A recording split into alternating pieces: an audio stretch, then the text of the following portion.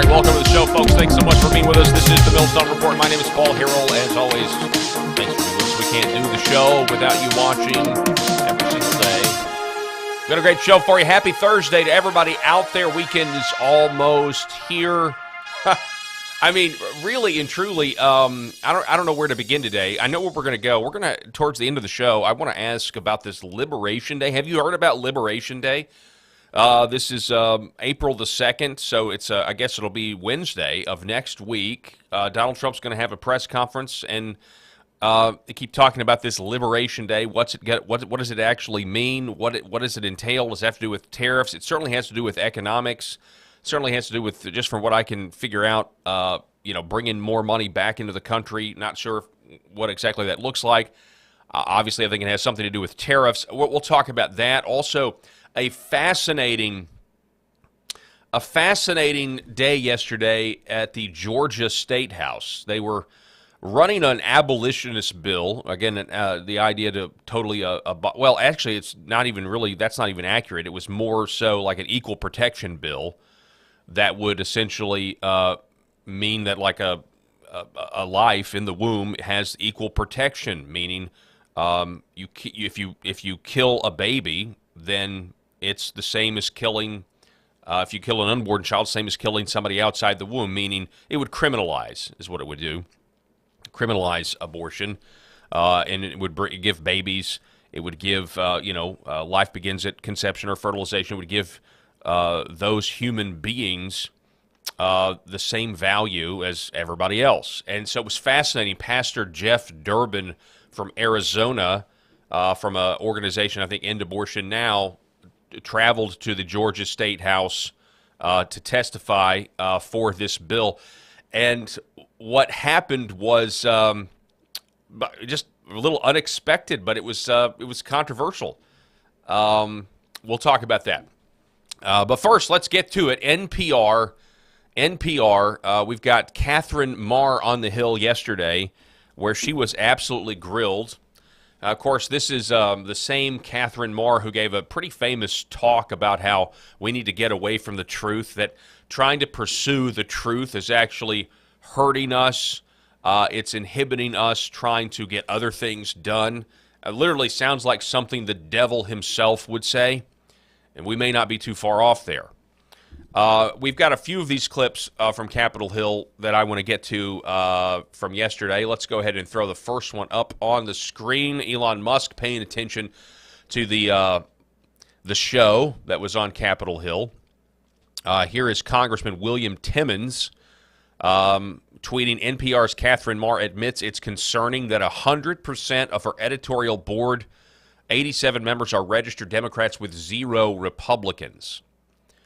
Yeah, I mean, everybody's known this for a very long time. I mean, it's no secret, right, that NPR, PBS, they're state-run propaganda outlets. They are, but I mean, in terms of, like, they're overtly political, they're overtly Democrat, they're overtly leftist. I guess, I mean, and this is why people are looking at it, right, because there is technically a new administration, and so they're the state now. But people have been wanting to defund or get rid of NPR for a long time. Now, remember, Elon Musk paying attention to this because when he took over Twitter, he labeled them as state-sponsored media, very similar to the way that Dorsey and those people, they were labeling accounts like Russia Today or RT as state-sponsored media. Well, right back at you, we're going to, let the public know, hey, this is state-sponsored media. And they took great offense at that. Back when that happened. So just a little context there, but let's give it a listen. You're a rabid progressive. And do you not think it's a problem that your political leanings make it seem to the American people that you're not biased and that you're not doing your job? Because you agree that your job is to have journalistic integrity, right? Absolutely, but there is a strong firewall between the newsroom and anything that I do. Let's talk about the newsroom. You have 87 registered Democrats, not a single Republican in your editor board. So, I mean, how does that work to give us the perception that you're doing your job of actually delivering unbiased information? Well, I would agree with you that that number is a concern if it is accurate. I do believe that we need to have journalists who represent the full breadth of the American society so that we can report well for all Americans. Well, I think that you are failing. I realize you've only been there for a year, but I baloney. just really think that while it is a small portion of your budget, you very much should expect to restructure your revenue streams, because I don't think that NPR is necessarily worth saving. You're a rat. So this is in context of Doge. Yeah, NPR isn't worth saving. We shouldn't be spending money on it. It's ridiculous. By the way, before we go any further, I want to tell you that this portion of the Millstone Report is brought to you by Red Vive. I want you to go to redvivehealth.org/Paul and do the research. Look at the great red light panels they have for you there, clinical strength panels for you in your home. Experience the amazing healing power of light. We'll tell you more about Red Vive Health a little later in the program. Okay, so we also had another one. Representative Brandon Gill took his turn taking on Katherine Maher. Do you believe that America is addicted to white supremacy? I believe that I tweeted that, and as I've said earlier, I believe much of my thinking has evolved over the last half decade. It has evolved. Why did you tweet that? I don't recall the exact context, sir, so I wouldn't be able to say. Okay. Do you believe that America believes in black plunder and white democracy? I don't believe that, sir. great. You Don't know where tweeted statement that in comes from. reference So to a book you sensational. were reading at the time, apparently, The Case for Reparations. I don't think I've ever read that book, sir. You tweeted about it. You said you took a day off to fully read The Case for Reparations. You put that on Twitter in January of 2020. Apologies, I don't recall that I did. Okay. I'd no doubt that your tweet there is correct, but I don't recall that. Okay. Do you believe that white people inherently feel superior to other races? I do not. You don't. You tweeted something to that effect. You said, I grew up feeling superior. Ha, how white of me. Why did you tweet that? I think I was probably reflecting on what it was to grow up in an environment where I had lots of advantages. It sounds like you're saying that white people feel superior. I don't believe that anybody feels that way, sir. I was just reflecting on my own experiences. Do you think that white people should pay reparations? I have never said that, sir. Yes, you did. You said it in January of 2020. You tweeted, yes, yes, you the did. North, yes, all of us, yes, America, yes, our original collective sin and unpaid debt, yes, reparations, yes, on this day. I don't believe that was a reference to fiscal reparations, sir. What kind of reparations was it a reference to? I think it was just a reference to the idea that we all owe much to the people who came before us. That's a bizarre way to frame what you tweeted. Okay, how much reparations have you personally paid? Sir, I don't believe that I've ever paid reparations. Okay, it's just for everybody else. I'm not asking anyone Seems to pay to be what you're reparations, sir. suggesting. Do you believe that looting is morally wrong? I This believe is the that part. looting is illegal, and I refer to it as counterproductive. I think it should be prosecuted. Do you believe to the it's full extent of the morally law. wrong, though? Of course. Of course. Then why did you refer to it as counterproductive? It's a very different way to describe it. It is both morally wrong and counterproductive, as well as being You illegal. tweeted, it's hard to be mad about protests in reference to the BLM protests, not prioritizing the private property of a system of oppression. You didn't condemn the looting. You said that it was counterproductive. NPR also promoted a book called In Defense of Looting. Do you think that that's an appropriate use of taxpayer dollars? I'm unfamiliar with that book, sir, and I don't believe that was at my You time at tweeted NPR. that you read that book, but I don't believe that I did read that. It went on and on and on like this for a very long time. Eventually, it gets to Congressman Tim Burchett, Gunther Eagleman on X, saying Tim Burchett just dismantled this lady's entire existence. I like how there is just kind of a cavalier attitude here. He's like, she could very well say, "Am I a joke to you?"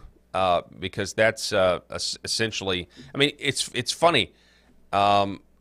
How she's, presenting herself. She obviously knows that she's a radical leftist, and she's got to be here anyway to testify before this Doge subcommittee and the taxpayer funding of NPR and PBS. I mean, she certainly knows what she's in for, but it's the whole thing is, it is amusing, I have to say. Look, and I know that's what Congress is. It's a big show, but I would be lying if I told you that I didn't find it entertaining, even though it is most of it is just theater with no actual action. But we'll see. Are we finally going to defund this taxpayer-funded propaganda. And did you say there's no bias on NPR? That is not a That position is of not a NPR. biased statement, ma'am. That is not even both parties wrap themselves around this song every time there's a national conflict. Lee Greenwood sings it, and he does a beautiful job, but you say there is no bias in NPR. That is that individual's opinion, and she, of course, is entitled to it, but that is not the position of NPR. Ma'am, you said in your opening statement that you were going to be transformative, and I believe you failed to do that. Let me ask you, why did you call President Trump a fascist and a deranged racist sociopath in 2020? Congressman, I appreciate the opportunity to address this. I regret those tweets. I would not tweet them again today. They represented a time where I was reflecting on something that I believe that the president had said rather than who he is. I don't presume that anyone is a racist. You don't believe anyone is a racist? I don't start by presuming anyone is a racist, sir. Okay. I'm sorry. Has NPR or PBS ever conducted an internal review to assess whether conservative or right-leaning perspectives are fairly representative news and programming? Congressman, what we look at is the distribution of people who listen to our work, and we can tell you, and I'm proud to tell you, that for our digital, our podcasts and our website, the distribution of Americans who come to NPR does reflect the political distribution of the nation. In fact, the distribution on our websites, 33% of folks who come are conservative versus 28% who are liberal, and the rest identify as independent. So the largest group is conservatives who come to NPR's websites. So you believe that most Americans think President Trump is a fascist and a deranged racist sociopath? I don't believe that at all, sir. Okay. Ma'am? We obviously are constantly looking at the voices that we bring forward. We take to heart our commitment to bringing forward perspectives from across the country. Our programming comes from our local stations. And I mentioned in my opening comment the series that we did out of Arkansas, Southern Storytellers. That's just one little example. 10% of our schedule is news. The rest of it is either children's programming or programming based on history to give us all a collective expression, and we're constantly... Yeah, let's not forget that, Sesame Street, which has, increasingly gotten more and more and more woke. Didn't Sesame Street at one time, didn't Bert and Ernie push their beds together? It was always this innuendo that Bert and Ernie were gay. And I'm pretty sure there was this episode, right, where they, yay, let's push our twin beds together. We all knew what that meant. Propagandizing children to the rainbow, woke, LGBTQ, RSTLNE, would you like to buy a vowel, sex religion. Making sure that we're bringing forward a diversity of viewpoints and perspectives and experiences that really do make up the fabric of this country. Okay. NPR senior editor Earl Leonard, it's been mentioned before, but he was quoted as saying an open-minded spirit no longer exists within NPR, and now, predictably, we don't have an audience that reflects America. Yet you stated that the audience does reflect America. He was suspended without pay for 5 days for saying this, and of course he eventually resigned in April 2024. You've also stated that federal funding is essential for NPR to operate, but also claim only 1% of your funding comes from the federal government. Which is it? Mr. Berliner was suspended for the outside work policy, not for what he said, sir. In terms of federal funding, nobody actually believes that. Let's actually listen to what this lady said. This was a very viral video. I think it was viral sometime last year. I'm not exactly sure when she said it, but she was giving kind of like a TED Talk. I don't think it was specifically a TED Talk, but something along those lines, And this is when she went viral last year. People started looking into Katherine Maher. Listen to this. But one of the most significant differences, critical for moving from polarization to productivity, is that the Wikipedians who write these articles aren't actually focused on finding the truth.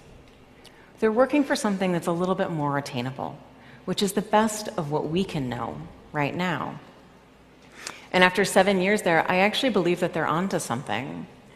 That for our most tricky disagreements, seeking the truth and seeking to convince others of the truth isn't necessarily the best place to start. In fact, I think our reverence for the truth might have become a bit of a distraction that is preventing us from finding consensus and getting important things done? I think our reverence for truth is becoming a distraction. I mean, talk about going to the longhouse. Talk about being taken to the longhouse. That's what this is. But it's even worse than that. I mean, that's something that the devil himself would say. Seeking the truth and seeking to convince others of the truth isn't necessarily the best place to start. It's not good. In Truth's fact, not good. I think our reverence for the truth might have become a bit of a distraction. The words here, the reverence for truth has become a distraction. Wow. I mean, it's like totally a dystopian concept. Something right out of 1984. We don't need to focus on the truth. That is preventing us from finding consensus. And the reverence for the truth prevents us from finding a consensus. It's totally like evil. That like it's evil. It's inverted. It's insane. And yet, if we say these wicked, evil things in calm tones, in female voices, they're somehow thought of and embraced as legitimate. I mean, it's absolutely nuts. And that's kind of why. It was a little satisfying. I'm not going to lie, satisfying to see her have to, be marched into front of, the Capitol and have to give a testimony and basically defend the taxpayer-funded existence of NPR and PBS and all this stuff. Ridiculous. Oh, yeah. There's also a connection here. So the last 2 days, we've been talking about the Signal Gate, the Signal scandal, this app, Signal, okay? It's obviously not secure. The allegations, it was installed on people's computers. People saying, look, this is something that the government created. The government, we all know, thanks to Edward Snowden, has a backdoor to every new piece of software that's available to you, right? VPNs are actually a joke. It's all obvious that, everything you type, even when you go, you backspace, everything is being recorded all the time. The data centers, all of that stuff is real. It's proven. Whistleblowers like William Binney, that you could say this program right now being broadcast on Ex-American News, but also it's being broadcast to an NSA server near you, right? Especially if you live in Utah. So, anyway, Signal, Katherine Maher, the leftist NPR CEO that we just heard, she's currently the chair of the board of Signal. So this is just not, this is a woman who's connected, and I think it's very obvious now that the United States government doesn't need to be using Signal in any way, shape, or form because of the prying eyes of the government. We told you yesterday about Tucker Carlson saying that when he was planning a trip to interview Vladimir Putin, that the NSA spied on him and they knew he was planning the trip. So here is the Signal Foundation. There you see the Signal Technology Foundation. This is the app many of us have on our phone, many of us use. I've even had congressmen in the past feel more secure. Like this was, my point is, a lot of people communicate on Signal because of the, encryption, and they feel like it's a safer platform. I think at this point we all know that's not true. And again, that's not true for anything. That's not true for anything that you have access to, in my opinion. But if you see here, if we scroll down here, the people, the Signal Foundation Board of Directors, Katherine Maher, right there. She is on the board. It's just funny how everybody's in bed with one another. Everybody's connected, and the media and Signal. And now I just think what's apparent is the Intel oligarchs' control of the Signal platform. Whether it was an accident that that Jeffrey Goldberg was added or not. And there's still people, that have honest questions about that, by the way. Here's Grace Chong and Steve Bannon. Steve Bannon saying, look, this everyone's focused on Alex Wong. Laura Loomer broke this story, I believe, yesterday. People are focusing on Alex Wong being the guy that added Jeffrey Goldberg, potentially. Steve Bannon reminding everybody this is not just a staffer, right? It's not just somebody on Mike Walsh's staff. This is the principal deputy national security advisor, the number 2 person behind Mike Waltz, okay? Alex Wong, Mike Waltz and his wife, former U.S. attorney who prosecuted J6 cases. All of this is now coming out, and people are saying, hey, look, maybe this guy is a leaker, right? That's what people are starting to say. Before we go any further, we want to tell you about Red Vive Health and the great red light panels that you can get over at redvivehealth.org/Paul. So there they are. There's two. I have the one on the right there, the Red Vive 300. These are incredibly. These panels. It's just a technology that like most people don't know of. Big Pharma doesn't want you to know about this. So Red Vive devices that you see on your screen there, they emit red and near-infrared light. We've talked about this many times. It's designed to reduce your muscle and joint inflammation, designed to reduce pain, but it stimulates cellular energy, and that's the big thing right there. The stimulation of your cells produces a huge energy boost. It also speeds up recovery. It boosts skin collagen, it strengthens your body, and it boosts your mood because there's something called the circadian rhythm, especially if you use this stuff right in the morning, if you use the red light panel in the morning and at night. But if you do it right away in the morning, I have found your day just goes a lot better. It's incredible. But they're red and near-infrared light. You want to make sure you get a panel that has both, not just one. The red light, it's 2 different wavelengths that are naturally emitted by the sun, but in targeted doses, thanks to these clinical strength panels that you can have in your own home. These waves have a healing effect on the body. Red light is absorbed by your skin, leading to enhanced skin health, collagen production, and anti-aging properties. And then you've got the near-infrared light, which penetrates deeper into the body, which reaches your bones, your muscles, your tissues, and even organs. That right there on your screen, that's Dr. Desai. We've interviewed him a couple of times. Go do your own research, but I want you to seriously consider buying some of these panels. And when you do, you want to go use my link, redvivehealth.org/Paul. That's redvive, V-I-V-E, redvivehealth.org/Paul. Okay, so I told you that we had an interesting situation at the Georgia State House. And boy, did we ever. Yesterday, Jeff Durbin testified before the Georgia legislature, or a committee, if you will, and some people didn't like it. They weren't a fan of it.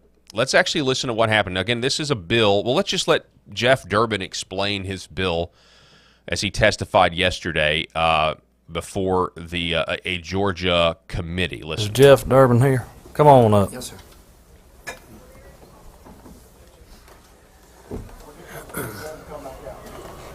Go ahead. Thank you, Honorable Representatives. My name is Pastor Jeff Durbin with End Abortion Now. It's an honor to speak to you today. Where are you from? Oh, Arizona, Phoenix, Arizona. Very simply, brothers and sisters, representatives, this bill says what is unassailable. What's in the womb is human from fertilization. That is a biblical fact, an unassailable biological fact, and all this bill does is it says what we say we believe as people who believe in life at fertilization, that what's in the womb deserves equal protection. This bill simply says this: every human being in Georgia from the moment of fertilization deserves to be equally protected. That's the simplicity of the bill. The problem we're seeing right now is the same problem we've seen in history. We did this in the past to our black brothers and sisters. We drew a circle around one group of people and said that, I know it's technically human, but it's not really a human, it's a black person, and so we can oppress them. So you think about, stop for a second, the Dred Scott decision. I have made this argument many, many times. A matter of fact, I gave it to a classroom one time of high schoolers, and it just connecting the slavery issue with abortion was something that short-circuited some people's minds, especially people who have already been catechized into this leftist ideology, into the idea of a woman's right to choose. It's but if you get to the obviously the biological fact of this is a human being, and you actually compare it to slavery, and actually it's way worse than slavery in that regard, saying we're going to decide who are people and who are not people, that is exactly what happened to justify slavery. There's no getting around that. That is a truth. But when you make that analogy, it has a triggering effect on some, as we'll see here later, especially if you are a, I don't know, Democrat black woman who has maybe never heard this before, that they are in fact hypocrites and are on the side of modern day slavery, which is why the abolition movement in this country is, they're calling themselves abolitionists, the new abolitionists, not the abolitionists of William Wilberforce in England trying to fight the slave trade there, not the abolitionists, of the Civil War time. No, the new abolitionists are people who want to end abortion entirely. And so, anyway, the testimony goes on. Listen. And it wasn't until abolitionists stood up, Christians stood up and said, equal protection for my black brothers and sisters. We abolished slavery in the same way we need to abolish abortion, provide equal protection for every human being. God says in his word, cease to do evil, learn to do good, seek justice, correct oppression, bring justice to the fatherless. I want to call you to do your duty before God. We're all going to answer to Christ one day for how we acted and responded on this very day. And I'm going to call you to be consistent with what you know to be true. Okay. Thank you. Appreciate it. Be careful on your way back to Arizona. Yes. Hold on just a second. Oh, thank you. Representative Neal. Yes, while I do appreciate people that are coming from out of state to support or be against this measure, is there a way we can prioritize the hardworking Georgians? I'm not sure if they outlined on the notes where they came from. And then also, too, is there a way that we can ensure we strike a balance so we don't run through all the time with all the people against, if we can get some support or just go back and forth as well, just for balance? Well, let's see who's in here from Georgia. All right. Okay. I'll tell you what. You got a question for the witness? Okay. Stay right there, brother. Yes, sir. Go ahead. Hi. Representative Hi, how are you? Good. I'm Esther Panich, and you're not from here, so I'll assume you don't know. But I'm the only Jewish representative in the state of Georgia. Judaism posits that the life of the mother is more important than the life of an unborn. Are you telling me that I don't have a right to my religious liberty? Well, no, everyone would appeal to an ultimate authority over all of us. And one of the things that I respect and admire about Judaism is that we share the same scriptures, the Torah, the Talmud, and not the Talmud, sorry, the Torah and the law of the all right. prophets. He corrected himself. He said the Talmud at first, and then he said, no, I'm sorry, not that. Let's just take that again. All of us. And one of the things that I respect and admire about Judaism is that we share the same scriptures, the Torah, the Talmud, and not the Talmud, sorry, the Torah and the law of the prophets. And Scripture does teach, without question, that from fertilization, all human life begins, and that we are uniquely made by God, created in the wombs of our mothers, and known by God. And so with that, Judaism, as well as Christianity, would teach that every human being must be protected and given equal justice. One of the laws of Moses that's repeated over and over is no partiality. We treat everybody equally. And the point that I was making, Representative, and I appreciate you asking the question, was the same point that can be used in terms of our Jewish brothers and sisters, where there was a time in history where there was a class of people that drew a circle around themselves, the Germans, the SS, and said that we can oppress our Jewish brothers and sisters, that we can treat them with abuse, we can kill them. My point, Representative, was that we've had this problem in history many times over, where a class of human beings says to another class of human beings, we can oppress you, we can kill you, we can murder you. And what we're saying with this bill is that every human being is made in God's image and deserves to be equally protected. Sure. Everyone valued. Women, men, children. I understand that, but Judaism does not posit that life begins at fertilization. It says that it's like water until 40 days. And the way you know this is look at Israel. Abortion is readily available and it's free. So please don't misstate what my religion tells me is my duty, if I am at risk, if my life is at risk, it may not only be suggested of me to have an abortion, but required of me to have an abortion because. So she's saying she has, under Judaism, her version is that she's got the right to abortion. In Israel, it's free. And she's saying that that's why this is somehow a violation of my religion. Now, notice she's talking about this 40 days thing. That's not from the Bible, okay? That's from the Talmud. She's citing the Talmud, which is, again, also, if you go back to his correction there, that's what Christians don't share, clearly don't share with modern day Jews. Let's keep listening. Interesting situation going on here. A huge. This is just like what's being exposed here is a chasm of difference between the Christian at the end of the table and this representative who is Jewish. As a life in being, my life takes priority over something that has not been born yet. So how do I exercise my religious liberty under your bill if it was adopted? Well, answer. Thank you for the question, Representative. But the answer to two of those main questions, the first one is that when I was referring to Judaism, the Jewish religion is based upon the Old Testament scriptures, the law and the prophets. I am well aware, and yes. There's no question that the view that came later you're describing is not in the law and the prophets, it's later Jewish tradition. That's just the point I want to make to that. She didn't like that. The view you're describing is not in the law and in the prophets. It's a later tradition that you have added to, that you have invented. This religious right to an abortion. Fascinating. Again, Grand Canyon chasm between this Christian pastor and how the Bible informs what he believes is sin versus what this Jewish state representative believes. The next point is that this particular bill says nothing towards the case that you're bringing up where your life is in danger. This bill is about equal protection for all human beings in the womb.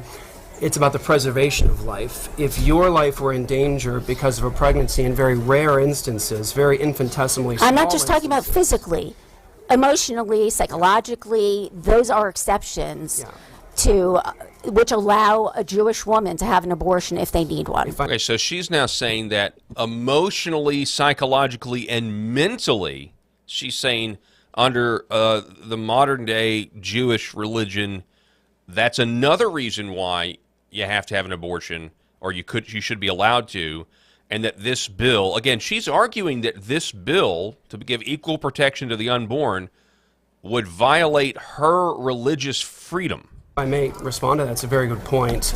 We wouldn't, in our current justice system, allow a woman who murders her 6-year-old child by drowning him in the bathtub to get away with the argument, I was emotionally struggling, I didn't feel like I could care for this baby. You know that's not the same thing. I'm talking about things, an unborn child compared to let me finish my question, please. An unborn child versus a life in being, which would be the mother. Yeah. So under your bill, could I exercise my religious liberty if I felt, along in consultation with my rabbi, that I needed an abortion, and my doctor, that I needed an abortion for survival, whether that's physical survival or mental survival? And the point I was making to you is that the human being in the womb. This is something you can answer with a yes or no. Under my hypothetical and your bill, could I exercise my religious liberty? We don't believe that anybody has the right to, with malice aforethought, take the life of another human being in an unjustified manner. So equal protection for all humans means that nobody can say to another human being, I'm going to take your life with malice aforethought in an unjustified manner. Okay, so your answer is no. I can't, if I believe that I can't kill your baby, no. Okay. So Jews and other religions who don't believe in your version of when life starts are screwed under your bill, well, right? All biological science teaches that life begins at fertilization. That's an unassailable, indisputable fact. It's incontrovertible. Okay. It's a biological fact. But I appreciate the question. For the sake of moving on, I think both may just have to agree to disagree on them finer points. If you want to talk offline, I respect the member and the gentleman from. I have no problem disagreeing with someone until they try to put their values on me. Representative Panitch. Yes, what I'm Mr. saying Chairman. is, I don't think there's going to be consensus between I you agree. and the gentleman on this. So if you don't mind, we'll move on. Thank you for the question, Representative. Thank Number 5, Representative. All right. Now that was quite. It really just speaks for itself. But now we're going to get back to the triggering of comparing abortion to slavery, to chattel slavery. So is abortion, and he makes this point perfectly, right? Dred Scott, you're not the color of your skin, you're black, so you don't get rights under the Constitution. We're doing the same thing, just men, sinful, fallen men, drawing arbitrary lines in the sand about what is a life and when it actually has rights and equal protection under our laws. This black state representative is not a fan of making that comparison because it obviously would expose her to be a hypocrite. So let's take a listen. About your perceived history of black women and trying to exterminate the black race.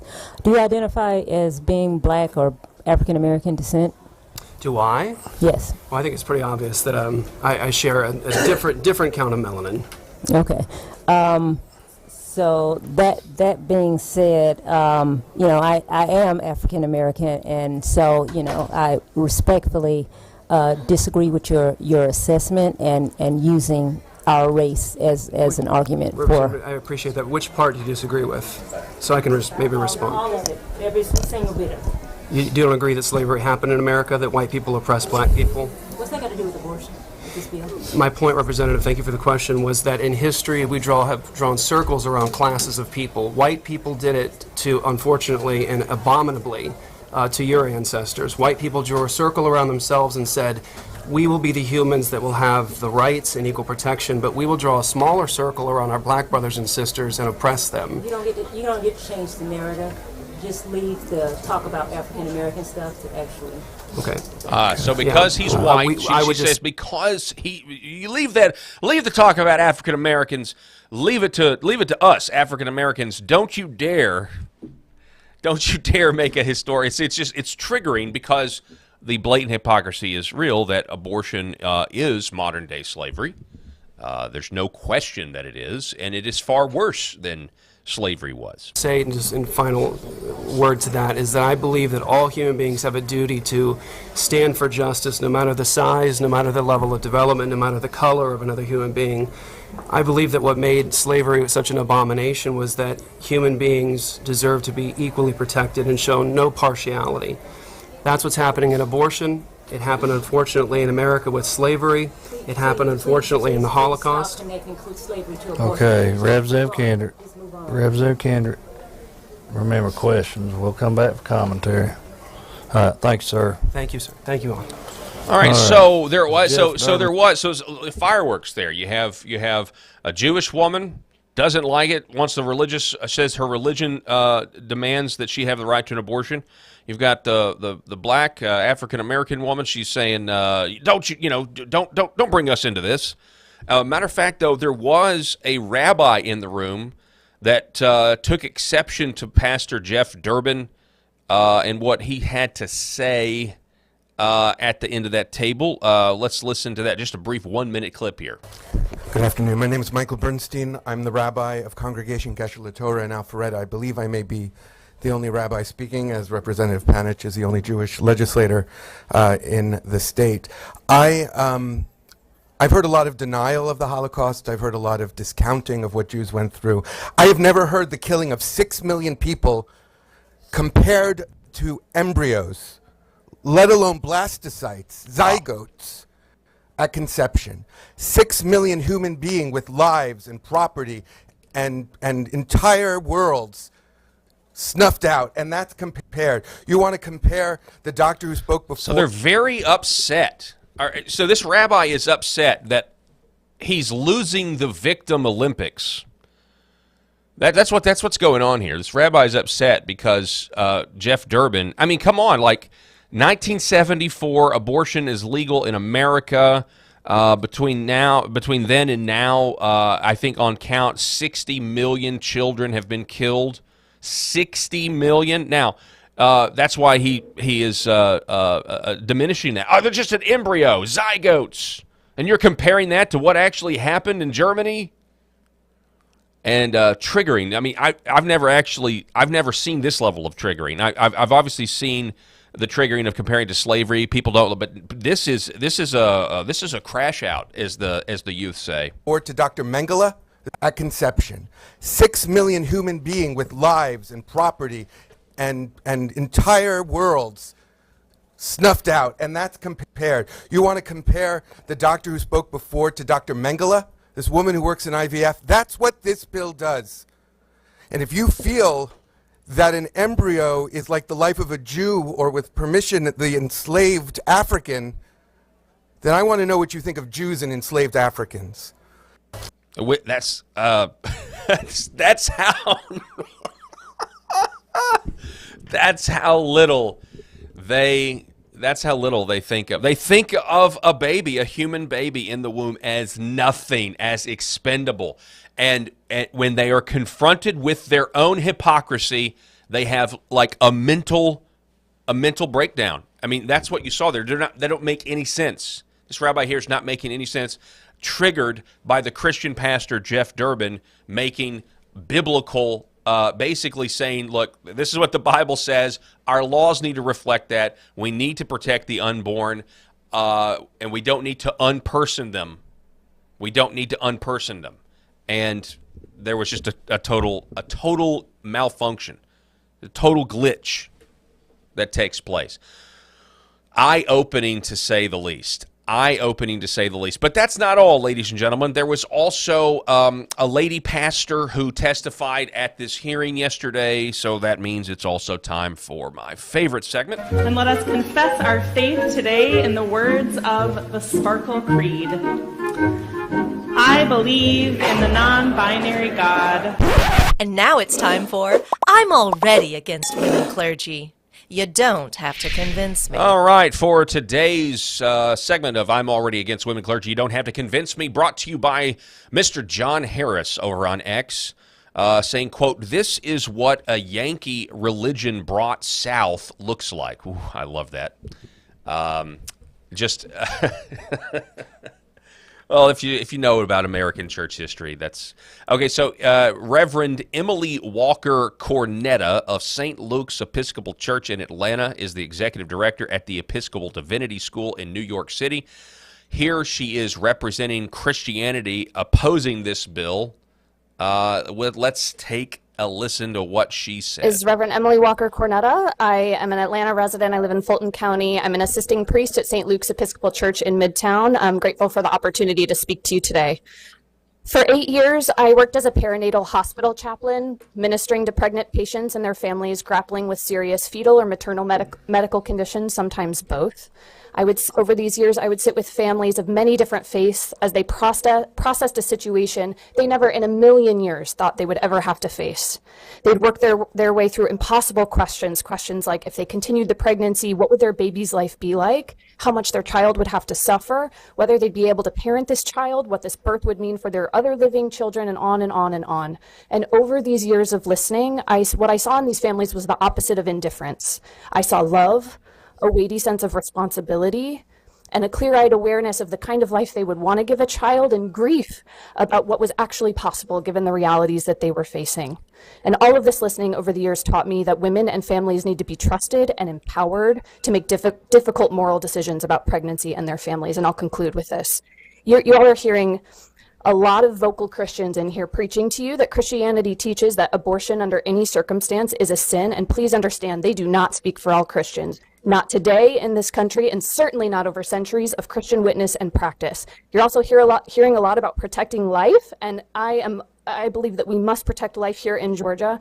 Let us please invest in systems of care and support rather than systems of punishment. This bill claims to be on the side of life, but it is demeaning and cruel, and it will only bring about more death. Do I even really need to say anything? Other than, I mean, that's why we picked this for, my favorite This segment. has been I'm Already Against Women Clergy. You don't have to convince me. Yeah, absolutely ridiculous. But that kind of wraps up. That wraps up what happened in Georgia, and fascinating discussion. Incredible how a biblical framework of how our laws should protect the unborn, how it has a triggering effect from women pastoresses who are a part of apostate churches, how it triggered the African Americans there, triggered a rabbi, and triggered the only Jewish state representative in the state of Georgia because she thinks she has a religious right under the Talmud to murder her children or murder her babies if her life's in danger. But it wasn't just that. It was also if she mentally, emotionally, or psychologically thought she couldn't handle it. That is wild stuff. And you know what? There's a lot of Americans who have no idea that those opinions, that those, quote, religious convictions are manifest among modern-day Jews and Judaism. So, moving on. Oh, do we have time? I'm running. I'm sorry. I have so much more to get to, and so now I'm trying to think, what do I need to go on to next? Do we want to go ahead and do, let's see, what is my next story? Okay, we've got Trump on tariffs in the cars. Okay, so Trump has announced a 25% tariff on vehicles not made in the United States. That is concerning. I will say this. Trump has endorsed the re-election of Lindsey Graham in what has to be criticized. It has to be universally criticized. Trump in his endorsement says, look, Lindsey has always been a friend to me, is what he said. Now, there's obviously manifest clips of Lindsey Graham slamming Trump, but Trump thinks he's an ally for some reason. The Lady G, as he's known on X. He's facing a primary opponent.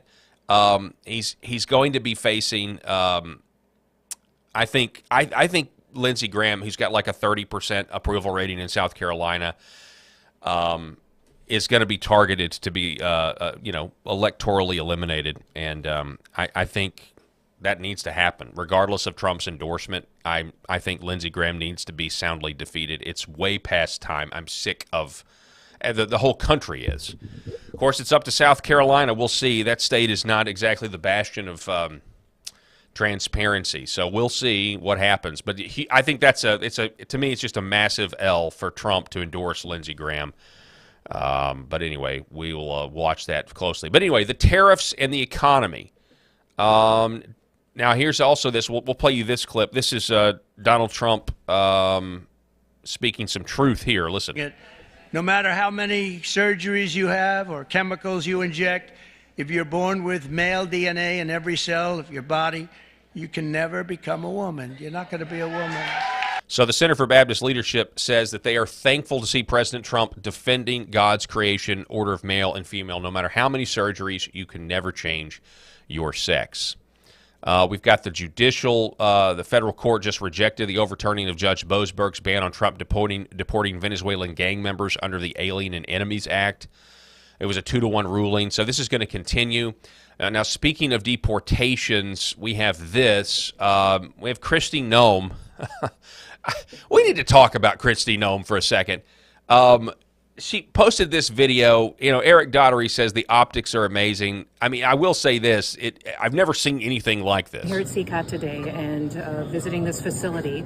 And first of all, I want to thank El Salvador and their president for their partnership with the United States of America to bring our terrorists here and to incarcerate them and have consequences for the violence that they have perpetuated in our communities. I also want everybody to know, if you come to our country illegally, this is one of the consequences you could face.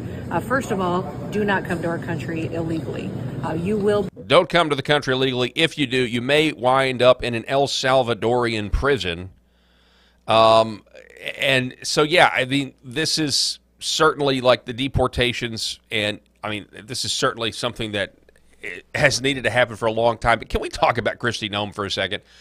I do not get. I don't understand so much of what it is she's doing in terms of just the publicity. It just seems so forced and contrived. With the hair and a lot of times with the flak jacket and the hats, I don't get it. C.J. Ingle saying, I'll never understand the G.I. Jane tough babe political branding. Must be for the thirsty Gen X men who watch Yellowstone and have a man cave. Possibly. Mel says this is dystopian. Who keeps asking for all these theatrics just to port illegal immigrants back to their home countries and move on to the next? Look, I mean, I'll be honest. I feel like looking a gift horse in the mouth, right? But it is odd. I will say it is odd. The branding, the public relations in this regard, it's odd. And I guess you could say Kristi Noem she's got ambition, like, right? She wants to be the face because she wants to move on up the ladder to bigger and better things. So I think that's mainly what's going on here. Liberation Day. Okay, we wind down the show. I said we're going to talk about this. Donald Trump saying Liberation Day in America is coming soon. For years, we have been ripped off by virtually every country in the world, both friend and foe, but those days are over. America first. What is Liberation Day? And they've almost started. They'll be doing much of the work in Arizona. So we have a lot of exciting things, but to me, this is one of the most exciting. Now, outside of one specific day, and that's Liberation Day. That's the real Liberation Day of America, and that's going to be in April 2nd. April 2nd, we're going to have something called Liberation Day. Trump has spoken of it many times. Here he is, I believe, on April 2nd is a liberating day for our country. We're going to be getting back some of the wealth that very, very foolish presidents gave away. Okay, we're going to be getting, April 2nd is Liberation Day. We're going to be getting back the wealth that many foolish presidents gave away. Here is, this is, by the way, this is this coming Wednesday. What is so exciting. And so here's Howard Lutnick, Commerce Secretary. Here's Howard Lutnick at their cabinet meeting earlier this week, and here's him talking about Liberation Day. What is so exciting is April 2nd is just around the corner, and that's American Liberation Day. That's the day when the rest of the world starts to treat America with respect, and your leadership, understanding how the rest of the world treats us and what balance and what fair trade finally is going to be, is going to take care of America. It's going to launch the External Revenue Service to start to build the power and prestige of America back.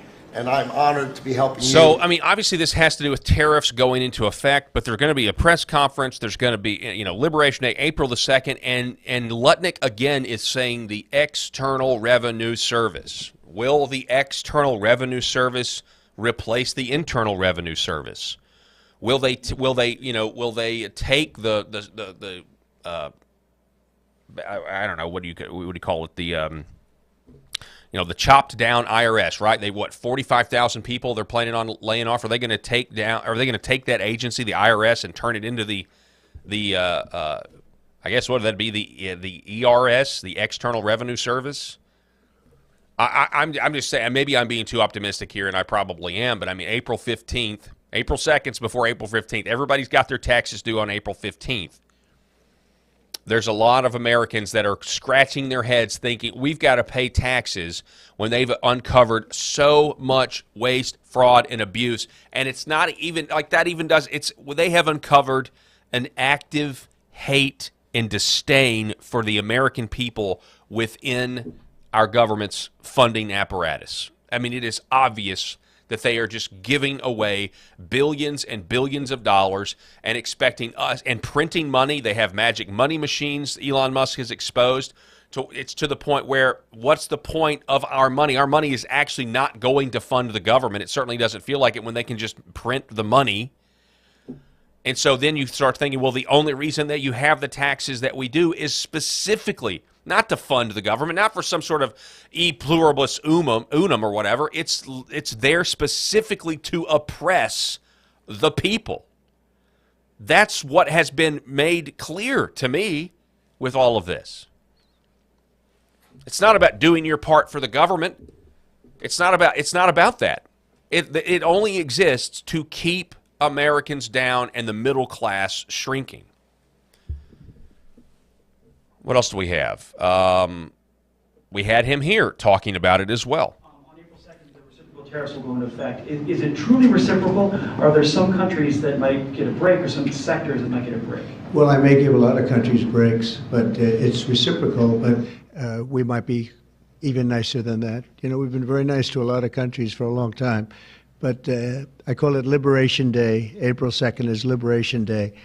But today, as you know, we did something with respect to Venezuela. You heard about that. So, coincidentally, the Coinage Act of 1792, back in the 18th century, the Coinage Act of 1792, also known as the Mint Act officially, an act establishing a mint and regulating the coins of the United States, passed by the United States Congress April 2nd of 1792, created the United States dollar as the country's standard unit of money, established the United States Mint, and regulated the coinage of the United States. This act established the silver dollar as the unit of money in the United States and declared it to be lawful tender and created a decimal system for the United States currency. Now, this could all just be a coincidence, but some people online have obviously made the connection. Is this about, I will tell you this, there's no question, especially with what Donald Trump is doing, trying to, talk about Fort Knox, even trying to talk about crypto, and with the External Revenue Service being jotted about as potentially replacing the IRS at some point in the future, you're talking about a complete financial revolution.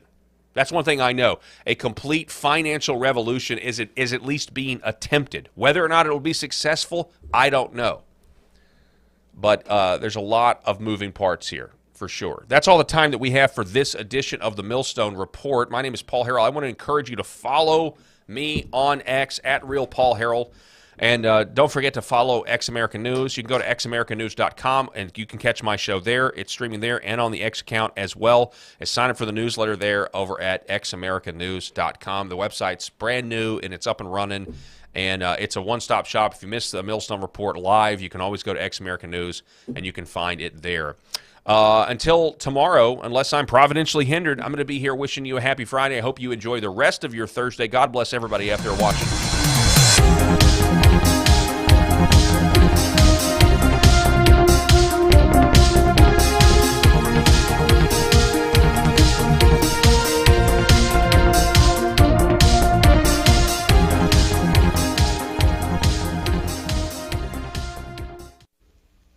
The very foundation of the Christian faith is based